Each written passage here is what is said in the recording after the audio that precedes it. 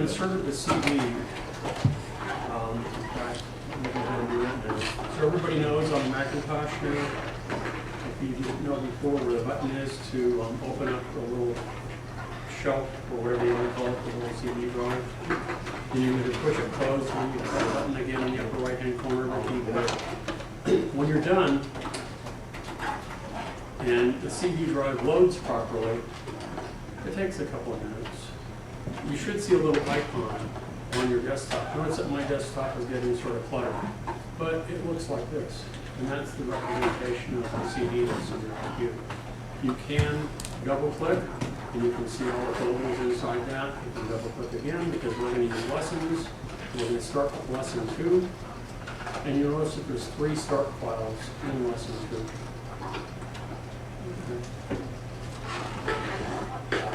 Now, when you're all done, and you've closed the files, and you've saved everything, and you want to eject the CD,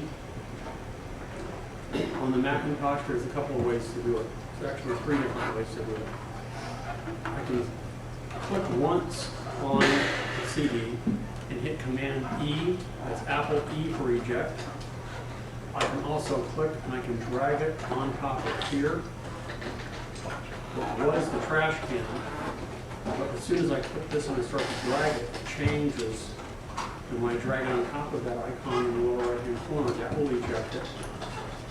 And then the third way is to go to, I think that's under Apple.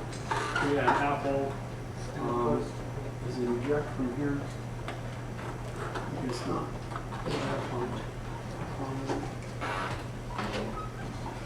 I'm not sure. I thought it was under Apple eject here, something like that.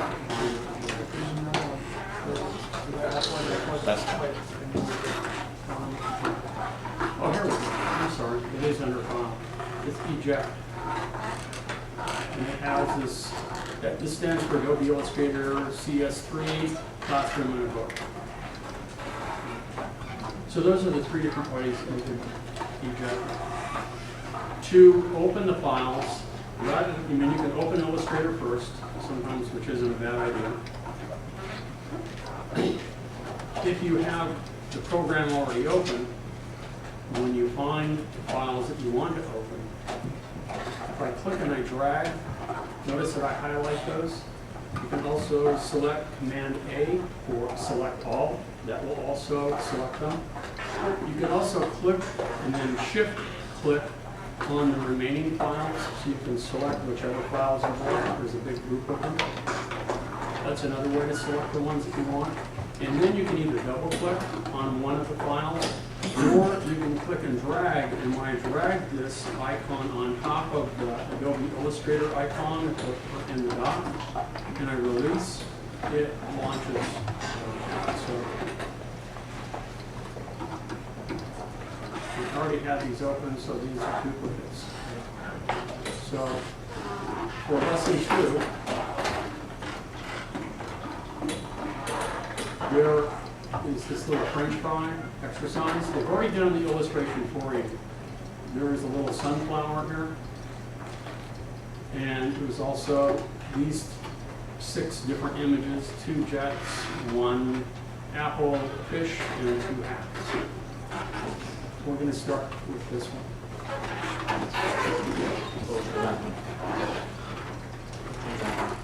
Which one is this? This is lesson 2.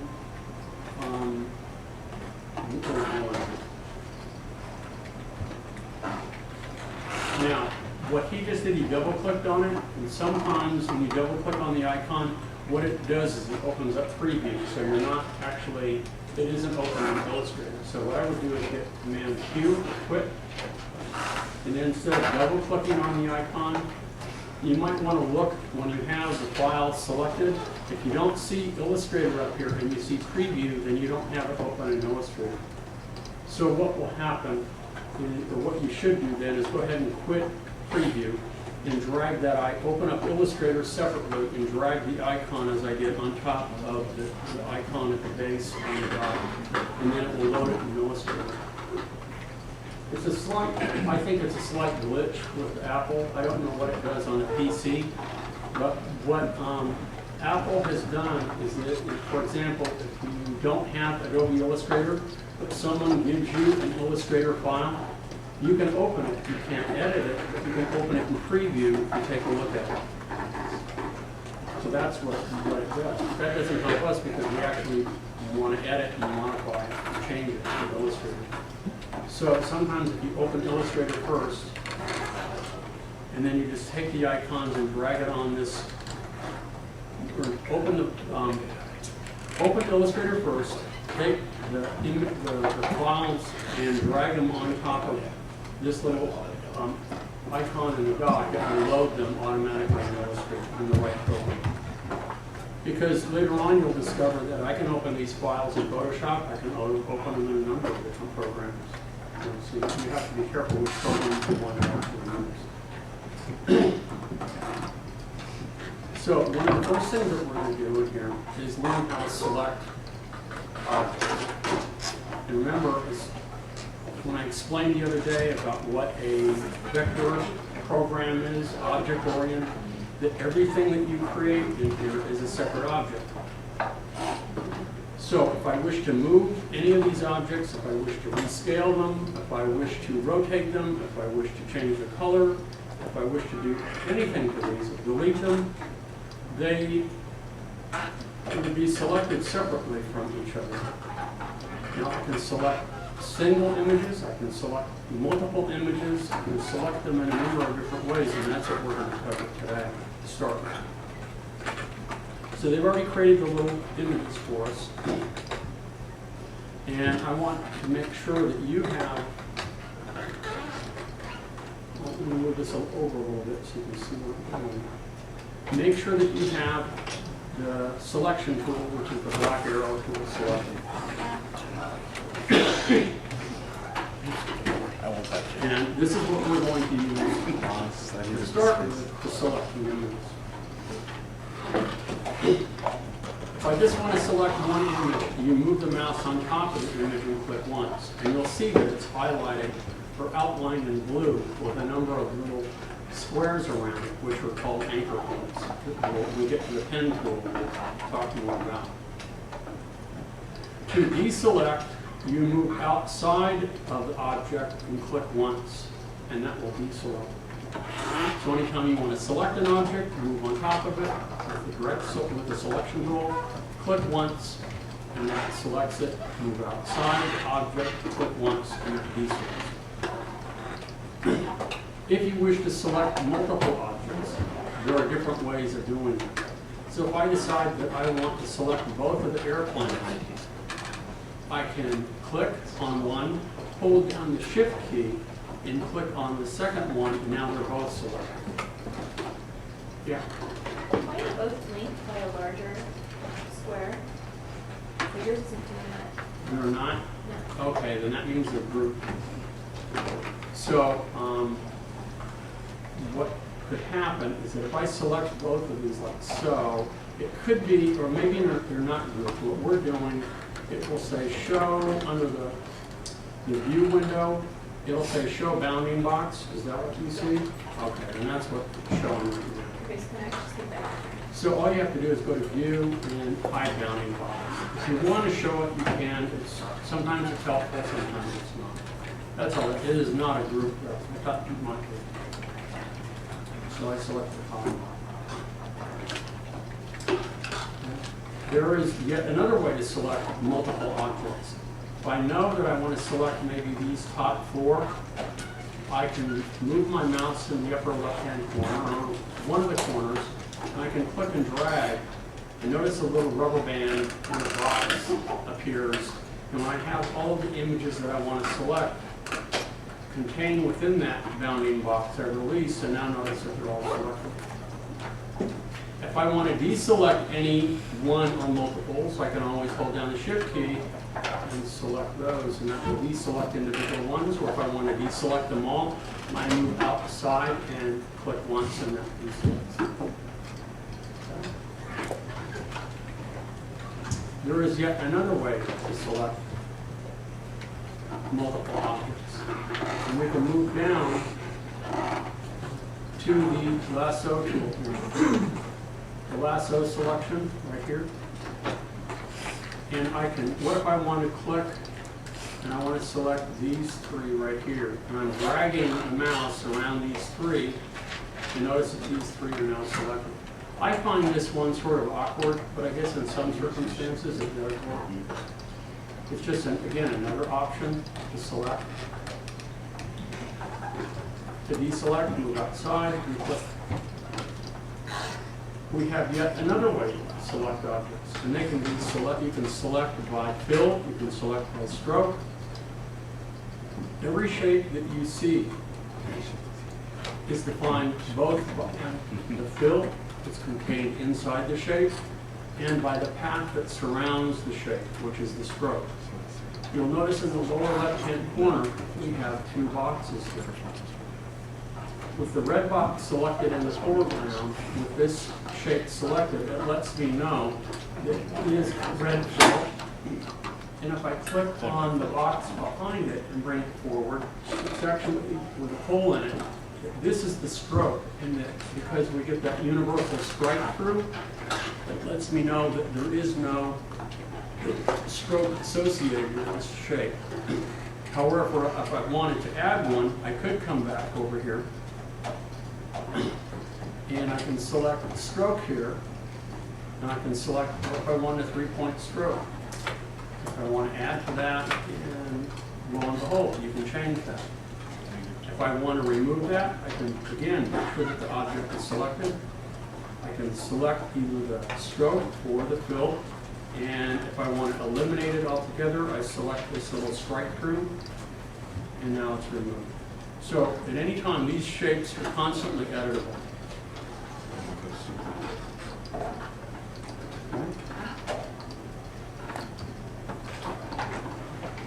Now, there's also something under here called the group selection tool. So I'm going to click and I'm going to tear off these two right here. It's the white with the plus. So what if I decided that I want all of these objects to be related to one another, that I want them to behave as one? Does that make sense?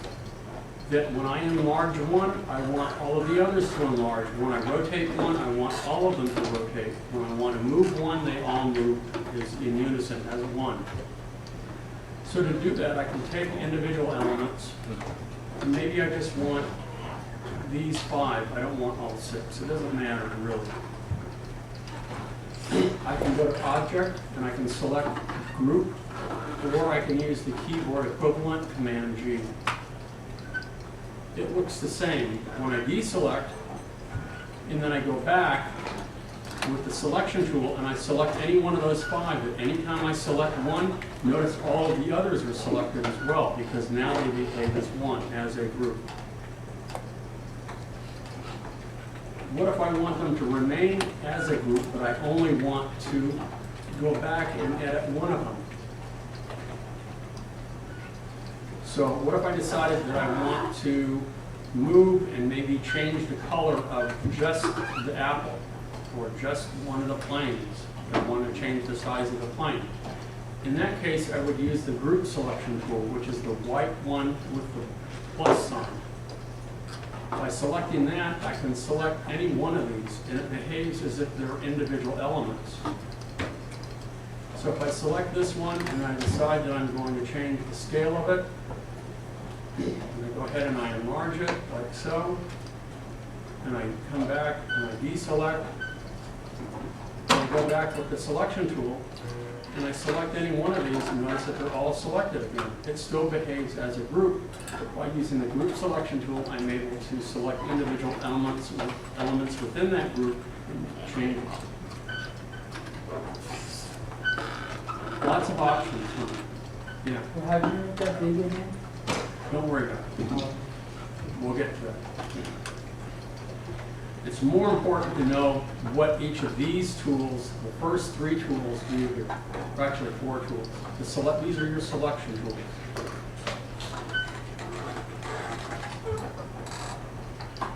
Now, if I want to ungroup these and I want them to behave as individual elements again, Then I select them, and I go to Object, and I select Ungroup, or select Shift-Command-G. And now when I go back, and I select them, they are individual elements. They're always individual elements, but I've chosen to change their behavior and let them behave as a group.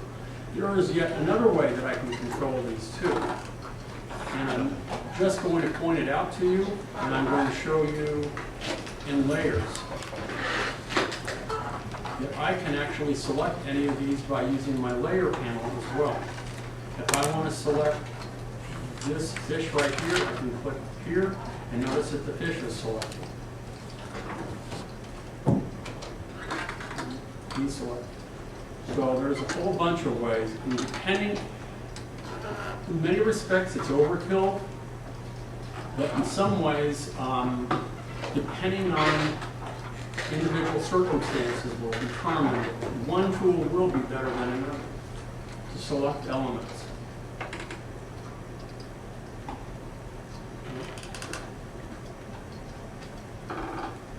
Any questions about these selection tools? The one that I haven't covered yet is the magic wand.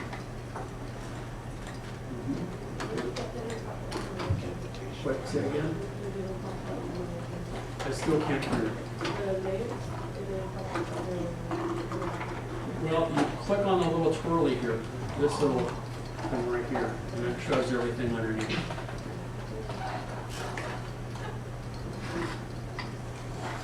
The one thing about object-oriented programs is that every object you create is layered on top of or behind another object.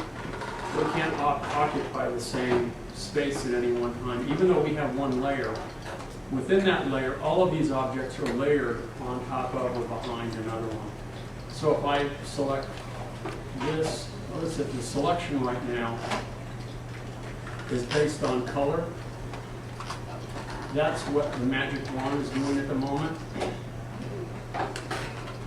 It's allowing me to select based on fill color, and I can control the tolerance of it, 20 pixels or more or less.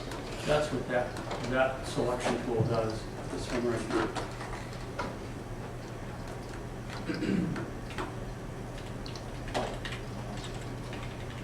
There is even another way to select everything. How many different ways have I mentioned so far? There's another one. We can go to select, and we can go to say same. We can select them by same blending mode, same fill and stroke, same fill color, same opacity, same stroke color, same stroke weight. This, while it's a little bit annoying because there is no keystroke available for it, can be really useful. Because what if you have, for example, a very complex illustration, and you come back and you decided that that red that you've chosen just doesn't work. And you've used the same, a very limited palette, and you've decided that the red in there just isn't working, and you want to change every shade that you've used that has that color in it. Well, you have something that has hundreds or maybe even possibly thousands, like the map that I showed you the other day of Yellowstone. It could be thousands of shapes. How do I change all of those at once? How do I select them all at once? Well, if it's by color or stroke or fill, I can come up to select, and I'll say, if I want to select the apple and the fish, because they have the same fill color, I can go to select, same, and I'll select fill color. And notice these guys are selected, hats. Likewise, I can go back in here, and I can select one of them, and I can say select, same, fill color again, and notice it automatically selects all of the others of the same fill. But watch what happens when I take this and I change the stroke to black. So this has a very thin black stroke here. I can select it again and make it thicker so you can see what's going on here. But if I select this again, and I go select, same, fill and stroke, nothing else selects because it sees that this is different now. Does that make sense? So what if I come back and I select this one and I make this have a black stroke, and this one, let's go back and make this a little heavier too. And I'll make this one again with a black stroke and make it a little heavier so you can see it. Now I select this one and I come back and I go select, same, stroke. Just stroke color, stroke weight, doesn't matter. Notice that all three of these are selected now because they all have the same outline. There's any number of combinations that you can use to select. Pretty nifty. Now, while I've covered that here, and this is in this particular part of the exercise, that's what we're doing in here with the French fry assignment. That I can select part of this, just this one element in here. And then if I wanted to change the thickness of the stroke or the color of the stroke, for all of these French fries, I can come back into select, same, stroke color, and notice all of those are selected now. And now I can change it, or I can change the thickness to it. Maybe I want them all 4-point instead. It's a much more efficient way, particularly when you get into something like this, where all of these paths are crossing over on top of one another. It gets difficult. It's kind of like pickup sticks. What is that game where you try to pick one without touching the others? Well, is that right?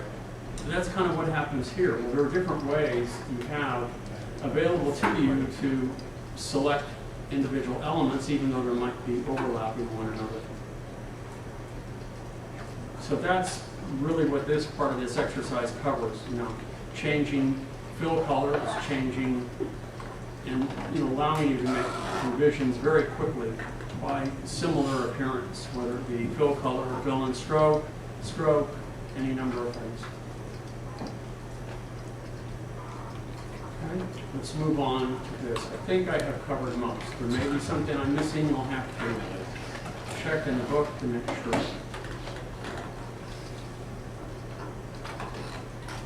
Okay.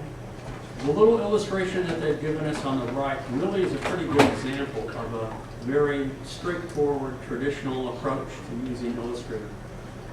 Almost like a technical drawing tool. This is very mechanical, very flat, two-dimensional, no gradients, very simple, very straightforward. But if we look, here are all the individual components over here. Now, they've already put some of the elements together, but some of them they have not. So what our job is to select those individual elements and to move them in place. And I think it would be helpful to have our layers in here. You'll see here's layer 2 is locked, which is this one. We can't select this. So we've locked this. They put all of this illustration on a separate layer. So something we can do to protect. We'll get to later. Sorry about that. But over here, when we're ready to move all of our elements in place, simply use the selection tool. And let's go ahead and I can click now and drag, and I can move it wherever I like. I can select this part and I can move it in place. And if I'm happy with it, or even if I'm unhappy with it, I can use the arrow keys on my keyboard to move it up, nudge it down, move it left, move it right, until it fits exactly where I want it. Now, you'll notice something that's wrong here. Remember I said, even though we're working on one layer, the elements within the layer are layered on top of or behind other layers. They never occupy the same space. Notice that the sunflower is behind the stem. So how do I bring these elements forward and put it in front of the stem? I want it to hide this, just like we have here at the end of it. Does that make sense, what I'm talking about? So what I might do is select both of these elements by holding down the Shift key to select both. And wait a minute, maybe it is, maybe it isn't. No, I'm sorry, you know what?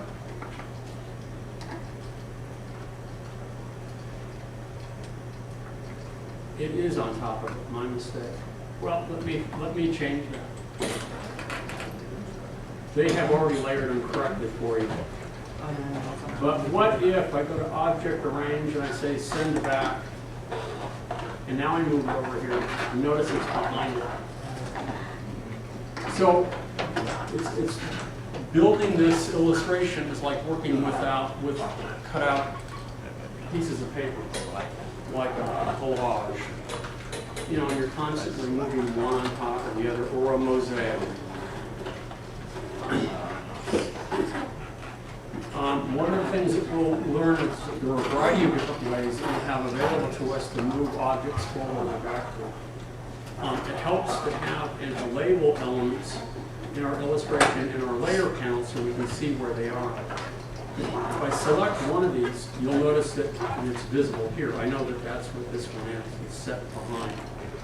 And because I said to send it back, I know that both of these go behind, but I want these to be brought to the front.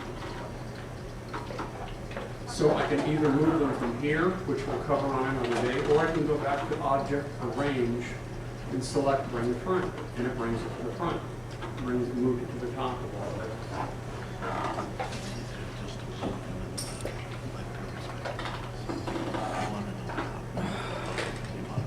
Okay.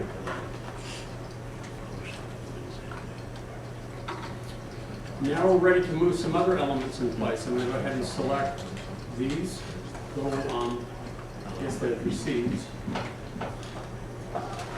And you'll notice that if I select them individually and try to move them individually, that could be problematic to make sure that the arrangement that I put them in stays intact. Well, if I click and I drag like so and use this technique, they're all selected. If I want to protect that arrangement so that they don't move independently of one another by accident, what I might do is hit Command G, so now they behave as a group, no matter when there's only one is selected, they're all selected. Now I can move this in place. Now, why isn't it visible? They're there, they didn't go away. In the back, I need to bring them to the foreground, don't I? So here's the group that I created right here. I need to bring these to the front. This time, I'm just going to go ahead and take this group, I'm going to drag it and move it to the top here. And now it is in the front. So I could use Object, Arrange, Bring to Front, or I can actually click on an element inside a layer and grab it and move it up and down in that order. So that's another way to rearrange objects. So there's several ways of selecting objects, deselecting objects, selecting similar elements and objects, and rearranging them. Yes. How do you duplicate it? That's what I'm going to do in a minute. There's easy ways and there are hard ways. So again, they've already grouped this one for us, which is kind of nice. So we just click and drag and move it in place. So that's neat. But now we want to take the seeds and we want the same one and duplicate it over here. There's no reason, and it's something that you'll start to look for when you're illustrating, is try to find similarities, because if you can find the same thing elsewhere, then it's easier to make it once and make a copy of it than have to rebuild it all over. So since I already have it, but even though it's smaller for this flower, so what? It's really the same. So what I can do is select them, and I can hit Command C for copy, and then hit Command V for paste, and notice that it makes another copy for me. That's one way to do it. Again, select them. I can go to Edit, Copy, that's Command C, and then Command V for paste. And notice that we also have paste in front or paste in back. So you have those options as well. Even that's the hard way. The easiest way to make copies on the fly, really quickly in Illustrator, is to select the object that you want to copy, as I've done here with the selection tool. Hold down the Option or Alt key. It's really dependent on what program or platform you're working on. It's the same key. It's between the control key and the command key. And then click and drag. Release the mouse, and you'll notice that you have a copy. It's that simple. Now I can move this in place, and I need to resize it. So I'm going to use, in this particular instance, I could use this tool, which is the scale tool, or I can use the free transform tool. So I'll move the mouse over one of the corners, and if I hold down the shift key, if I don't hold down the shift key, watch what happens when I change it and I move it. Notice that it distorts, it doesn't. If I want to resize something, and this is true for any number of things. If you want to constrain the movement, constrain proportions, you hold down the shift key. And now when I click and I drag, notice that they uniformly change and it constrains the width and the height when I do that. Now again, I can use, there are better ways of doing this, again, but I can use my arrow keys to kind of nudge it up and nudge it in place. And now I go back to my selection tool and deselect.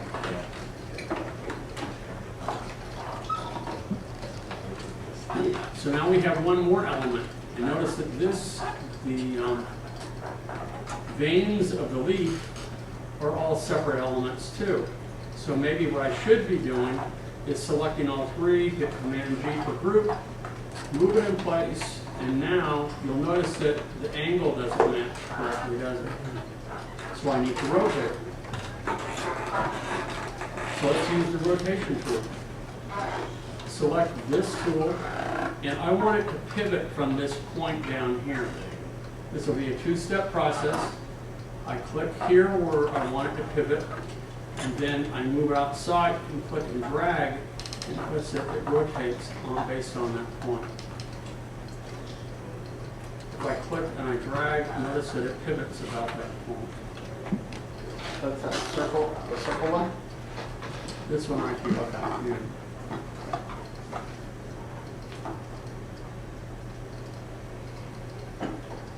So this is very simplified, but in a nutshell, it is the procedure that you follow for building an illustration. You make your individual shapes, and then you layer them on top of one another and resize them, move them, do whatever.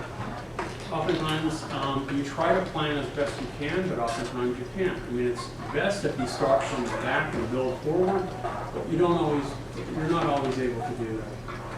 You know, because every new illustration or every new drawing presents a new set of issues.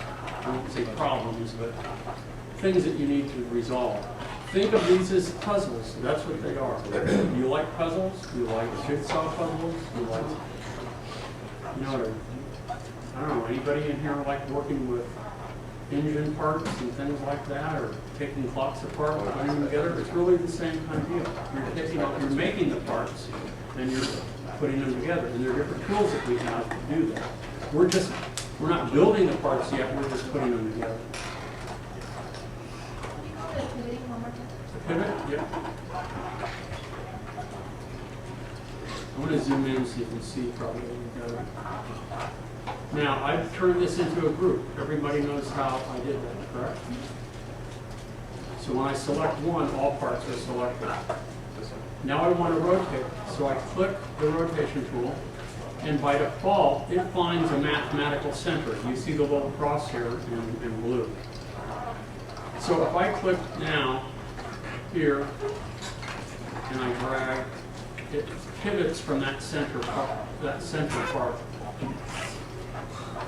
It's a two-step process. So if I deselect, and I select again, and I select the rotation tool, now I click down here. Notice that that pivot point moves here. Now I can move outside the shape, and I click and I drag, and the farther out I move, the smoother and more refined rotation. The closer I get to that pivot point, it gets a little bit more squirrely. It's harder to control how much you're actually going to rotate it. The farther out, kind of like a fulcrum, you have really a lot of control in the movement. And then I can select.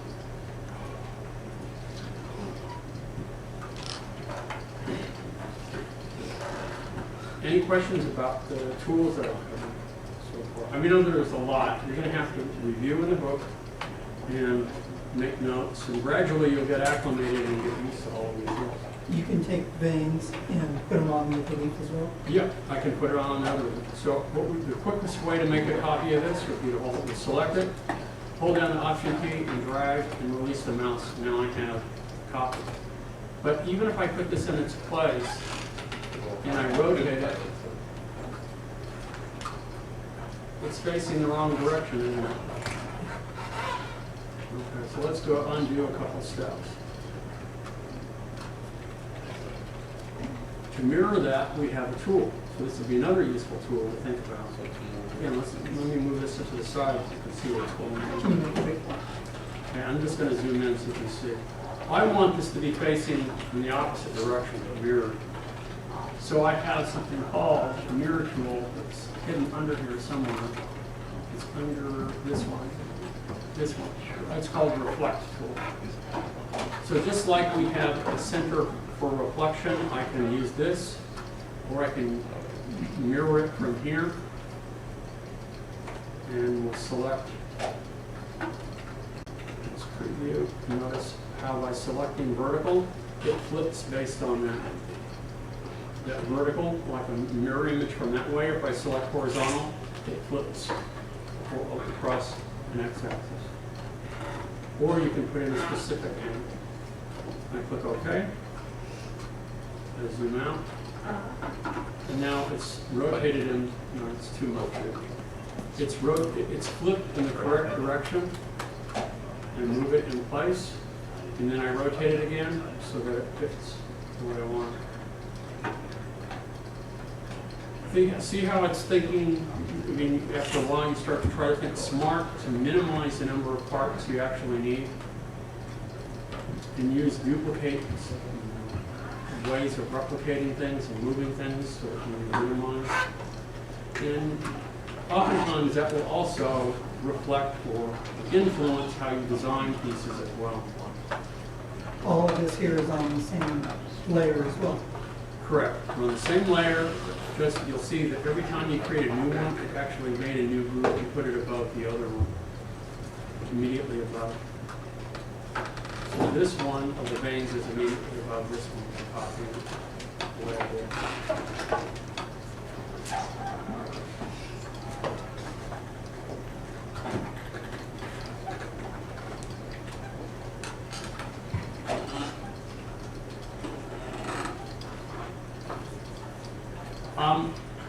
Would you like for me to stop now and you to try this yourself, and I will show you how to access the files on my computer if you don't have the book right now?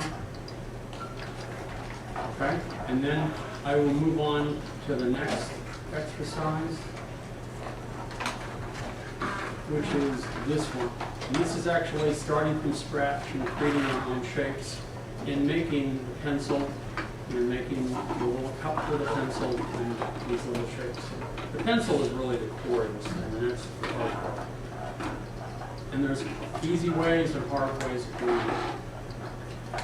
I think what I'll do today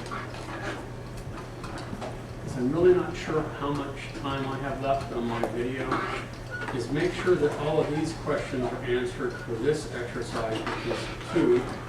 I'll stop the video, give everybody opportunity to copy the files that they need, and then what we'll do is I'll give you some time to work on this, and then I'll show you how to, I'll start this, but I'll actually record it on Thursday.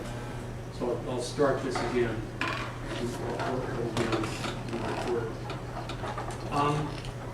To access my computer, hit Command F. Whoops. Make sure that you have the desktop selected and hit Command F.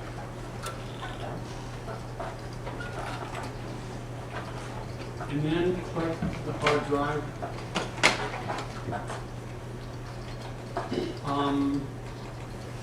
Double click on users, and let me go back again so you can see that. Click here. You'll notice that there's one folder down here that says users. Right here. Select that, and you'll notice that I'm logged in right now. And what you want to gain access to is my public folder with lessons in it. And you want lesson 2 and 3 for today. And you'll be able to get an icon of this and drag it onto the desktop. Before I do that, though, I'm going to turn off the video recorder. I'm going to test it on one of yours, and then I'm going to, because I can't access my own computer in the same way I'm asking you to access it. Does that make sense? I mean, I'm already here. I'm allowing you to access my hard drive remotely.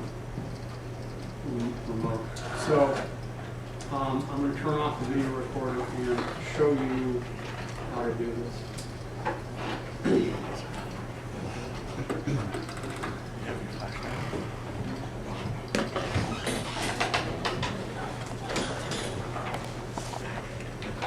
Okay, so to access my computer has a number. It's Mac 42138. These two numbers were converted. So to find that computer, you click on your desktop and hit Command F. And you'll notice to the left, there are a number of computers, aren't there? Now, I don't see my own because my own is this one right here. But you should see one of these icons should have a number here. No? I stepped into the You didn't, when you hit Command F, you didn't get this? You have to click on the desktop. Click on it here. Click on the desktop. Then hit Command F. Apple F.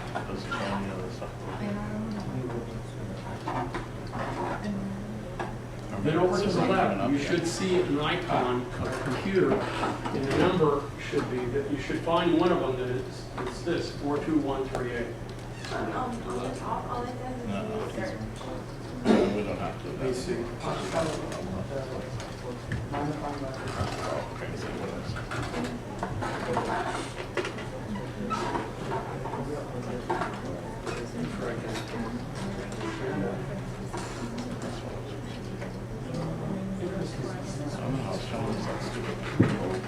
Make my way. You know how to do that? That's from Joker's voice and tape. Like you Do it. See what I can do. In the next exercise, three? okay. Lesson 3. In the next exercise, what they do is they give us the completed version, but they don't give us the parts because we're going to build the parts ourselves using some of the basic shapes. Oh, there it is. So what I will do is move this up here. Actually, move this That's the over middle here. one. Because this is really what I want to build at the moment. And I'm going to go to File, create a new document. Want it to be vertical, I just leave it untitled. Oh, there was it. Innovative, custom inches or the units of measurement I like to use. Did you just make a new document? I'm just creating a brand new document. Yeah, that's what you'll probably have to do. I can't remember, to be quite honest, whether I have you create a new document or not. And I'm resizing the document a little bit so I can see both side by side.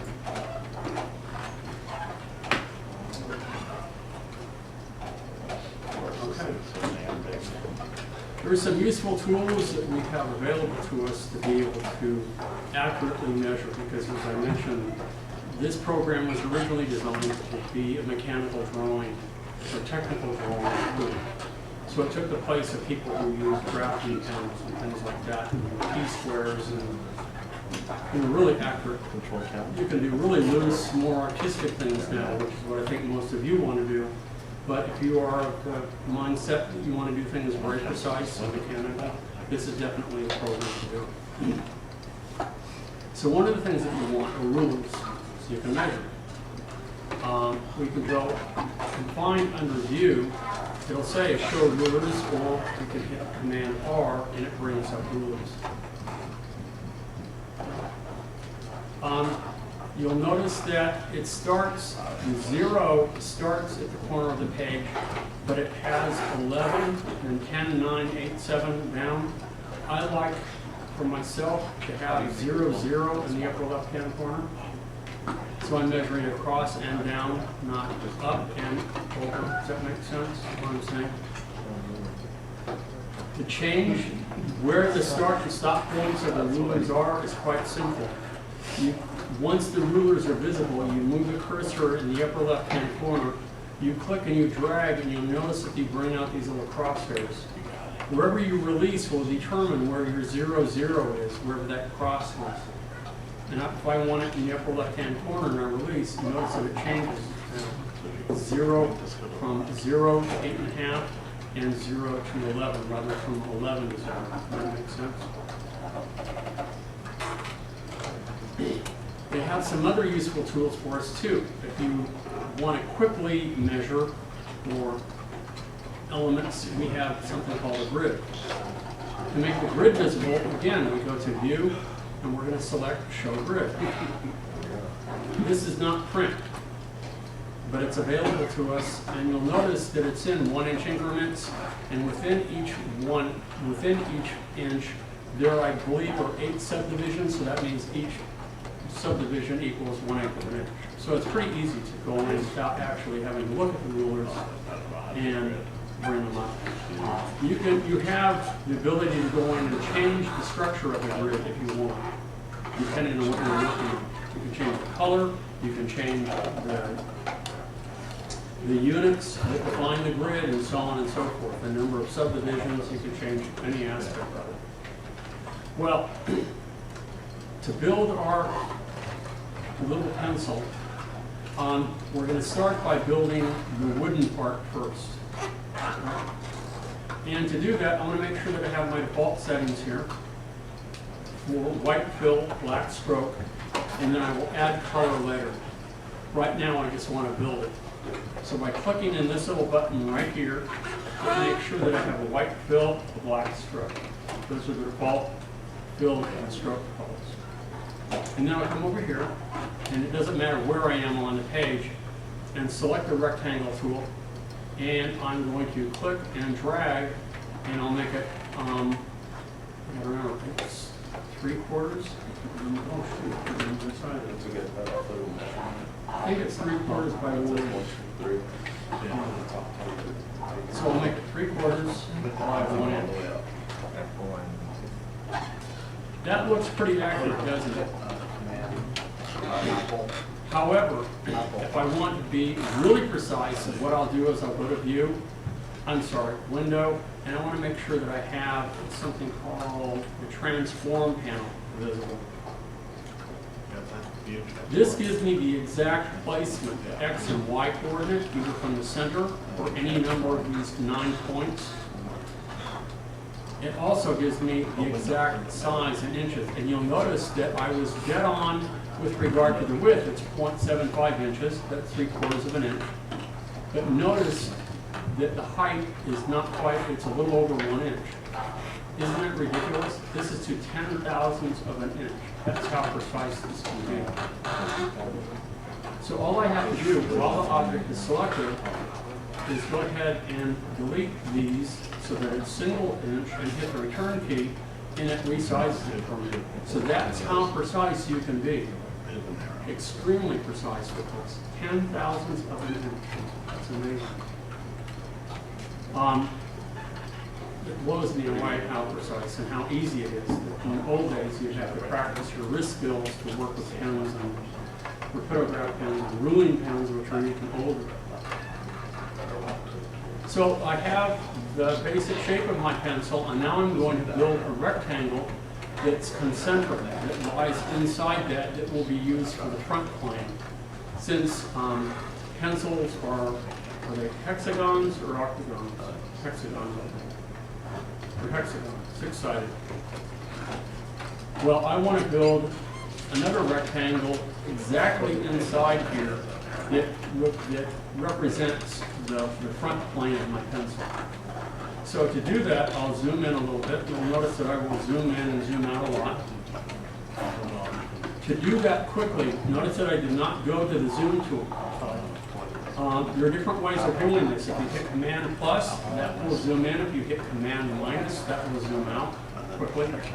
Also, if you hit the Command and the space bar, wherever you move the mouse, notice that it turns into the zoom tool.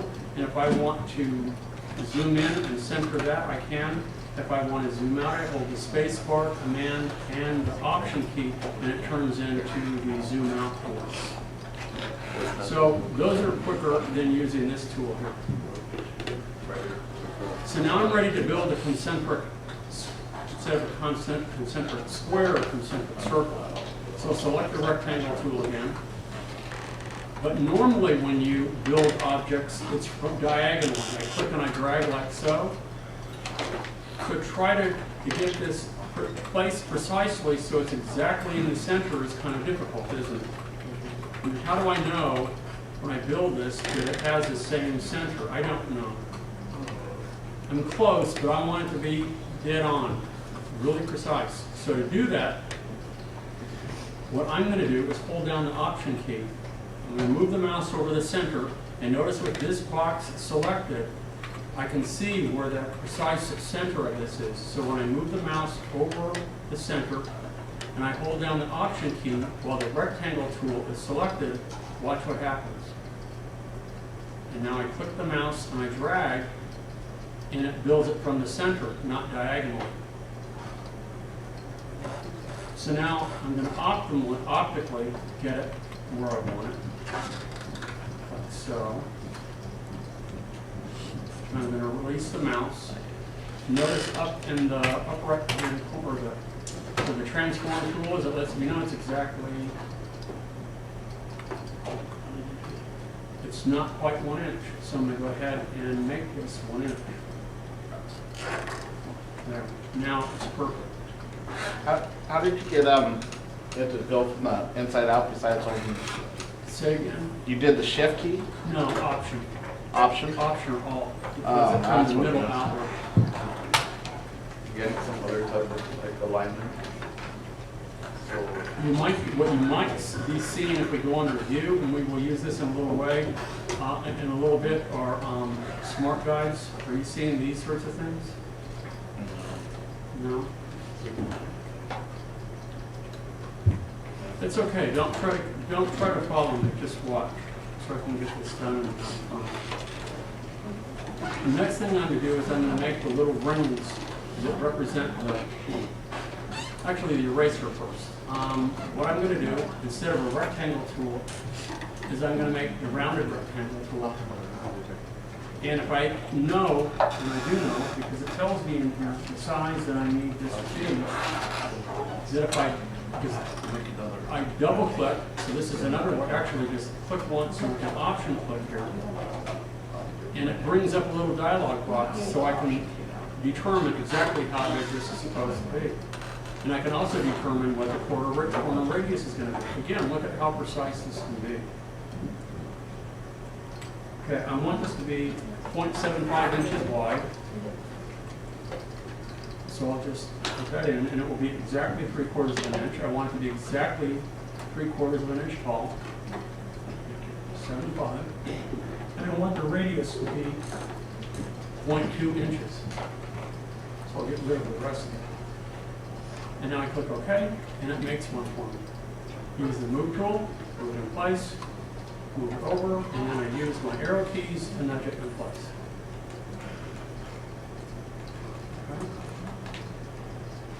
Okay. Simple.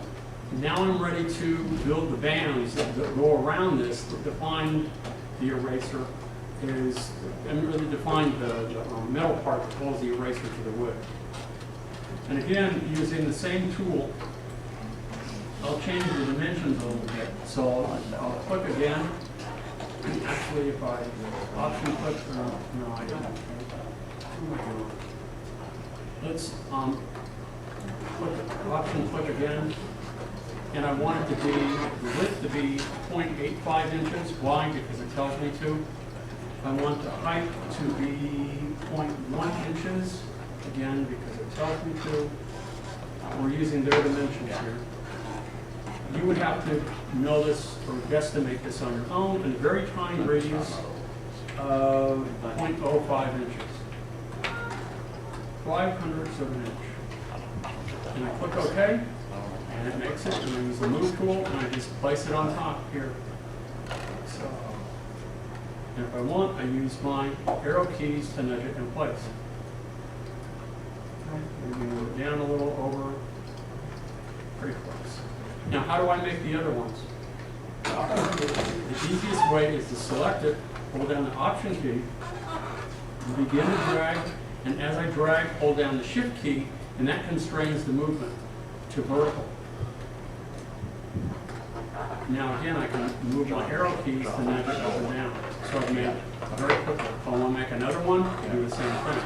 Select it, hold down Option key, move, make a copy. As I'm moving to constrain the movement to vertical, I hold down the Shift key, and it will keep it exactly centered over the last one. And when I'm ready, I release the mouse first, and then I let go of the keys afterwards. I want to make another one. Okay. Now I'm ready to make the little sharpened part of my wood. I've got the eraser, I've got the little metal bands, and I've got my pencil, the wooden part. So what tool do I use for that? I'm going to use the polygon tool. And notice that by using smart guides, I can tell where the center of this shape is. That even when it's not selected, it highlights. Where you find smart guides is under View, Smart Guides. Sometimes smart guides are smart, sometimes they aren't so smart. It depends.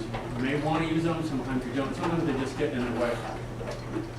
This is kind of nice, because I don't need to have this shape selected to determine where the absolute center is. So now I can move over the center, and I can click and drag, and notice that it makes, by default, a hexagon.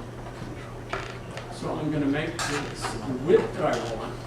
Before I let go of the mouse, I hit the down key. Oops, I'll move. Let me go back. And move over center again. No, I gotta go back up. 6. I'm gonna move up instead of down. Oh. Too many sides. There we go. And I didn't move over the center of it. So I'm going to let go, undo, move over the center again, click and drag. There we go. So it matches pretty good. So I have my width determined. Now I need to change it from a 6-sided shape to a 3-sided triangle. And I go boom, boom, boom with the arrow keys. Now I move it. Do that one again. Hold down the space bar and move it down. And voila, I have a pencil. This is a little tricky. And it's like doing this, some of these. I mean, it takes me a couple of tries. And I've been doing this same exercise for how long? Let's go ahead again. I'm going to go back up to 6. And I move it up so it's in place. I'm matching the width. That's all I'm concerned about, the width. But I want a triangle, not a hexagon. So I hit the down key on my keyboard. You know, you have the up keys, down keys, left and right. But your next, below, just to the left of your keypad, your numerical keypad. Now I want to move this down, leave it in place and move it down. I hold down the space bar and that moves it down. It's in place and I let go. So now I have that part. So now I want to make the lead. The lead I want to be the exact dimensions of this, just small. It's like a concentric circle, isn't it? Or concentric rectangle.